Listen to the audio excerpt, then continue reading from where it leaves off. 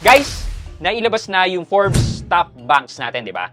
Ngayon, gusto ko pong pag-usapan natin yung rankings naman ng mga digital banks natin this 2026. Apparently, lumabas na ang isang buong taon nilang financial records. And i-rank po natin itong mga digital banks natin in terms of their total assets, pangalawa, in terms of the total deposits, and pangatlo ay yung other liabilities nila. So, sino kaya ang nangunguna in terms of total deposit? yan ang pag-usapan natin today. So, samahan niyo ako. Sit back and let's discuss coming right up.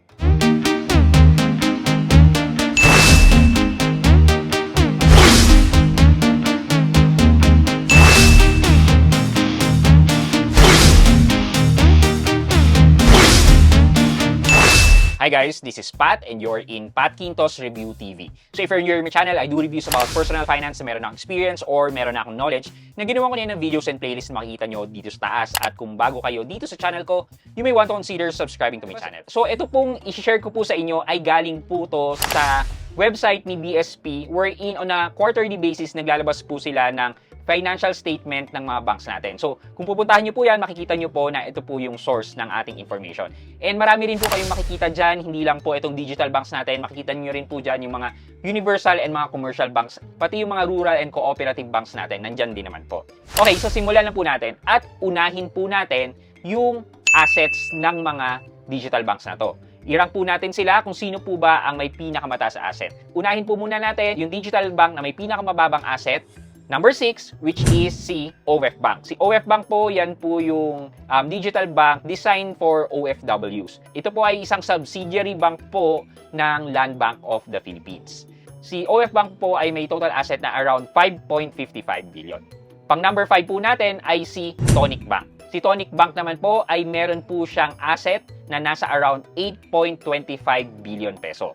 Pang-apat po sa listahan natin ay si Union Digital Bank. Si Union Digital Bank po ay isang subsidiary po ni Union Bank at meron po silang total asset na nagkakahalagang 11.83 billion peso. Pangatlo po natin ay si Uno Bank. Si Uno Bank po ay currently merong 11.94 billion peso na asset. Pangalawa po natin ay si GoTime. Si GoTime naman po ay merong whopping 50.11 billion pesos na asset. And lastly, syempre, si Maya Bank na merong total asset of 77.66 billion pesos. So, sa lahat ng digital banks natin, si Maya po ang pinakamayaman sa kanila. Okay, let's move now sa liabilities. Ito liabilities naman po na pag-uusapan natin, ito yung pagkakautang ng bangko. Hindi pa po ito yung deposit liabilities ha. Purely utang ng bangko. Hindi po deposit ito ng mga customer. Unahin po natin sa pinakamalaking utang, which is si Maya. Si Maya po ay may 3.28 billion pesos na pagkakautang or other liabilities na tinatawag. Panglima po natin ay si GoTime. Si GoTime po ay may 3.05 billion pesos na pagkakautang. Pang-apat po natin ay si Uno Digital Bank. Si Uno Digital Bank naman po ay may almost 1 billion peso or around 994 million pesos ang kanilang pagkakautang. Pangatlo naman po natin ay si Union Digital Bank. Si Union Digital Bank naman po ay merong other liabilities amounting to 610 million. And pangalawa po natin ay si OF Bank. Si OF Bank po ay meron lang pong 307 million na utang. And last po natin sa listahan, ang pinakamababang utang sa kanila ay si Tonic Bank na nagkakahalaga lang po ng 306 million pesos. Only 1 million difference lang po si OF Bank between Tonic Bank. So, makikita po natin dito na malaki nga po ang asset ni Maya na nasa 77 billion pero malaki din naman po ang kanilang other liabilities na nagkakahalaga ng 3.28 billion. So, last na ranking na lang po natin ay ang deposit amount or deposit liabilities. Ibig sabihin po nito, ito po yung mga customer na nag-deposit dito sa mga bank na yan. And sa tingin ng mga banks, ang tawag nila dito ay liability, deposit liability. Kasi hindi naman po sa bank yung pera. Kung hindi, pinatago or pinahawak ng mga customers na katulad natin.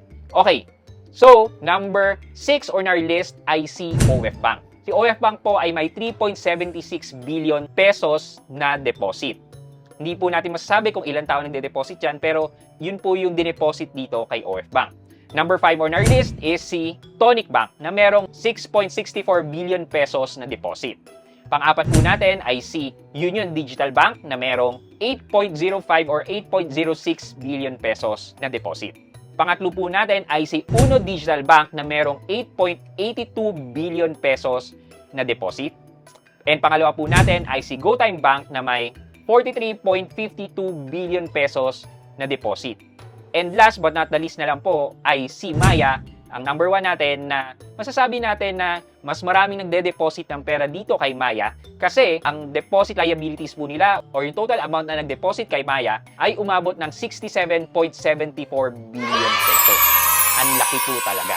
So with this financial statement and rankings na sinabi natin, makikita po naman po natin kung sino yung mga banks talaga na may malalaking pera, pinagkakatiwalaan, at maliit lang ang utang. Thus, kahit papano, mapapanatag ang loob natin. Ay, kay Maya pala, medyo matatag yan kasi malaki yung asset.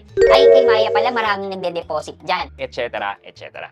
So, yan lang muna for today's video.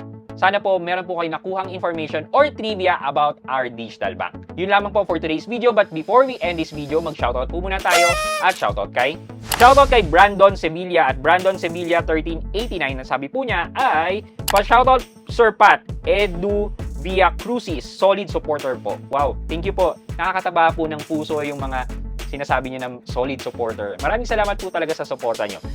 Kay Sir Brandon Sevilla, shoutout po sa inyo. And thank you so much po for watching and supporting my videos. Maraming salamat po. I hope you like this video, leave a thumbs up, and if not, wala nang problema dyan, but continue to support me by subscribing to my channel by clicking the subscribe button and also the bell button sa tabing subscribe para makareceive kayo ng latest notification sa lahat ng upload ko. Again guys, this is Pat Quinto and you're in Pat Quinto's Review TV. Bye-bye!